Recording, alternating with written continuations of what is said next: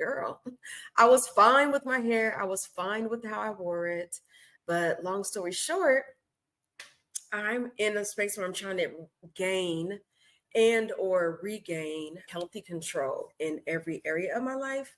And I am realizing I have been out of control of my hair for a really long time. My mom was a neighborhood braider. And so if we weren't getting our hair done, someone else in the neighborhood was in the living room watching TV, cracking jokes on my mom braided hair and whatever else she was going to do. So hair has been an integral part of my life.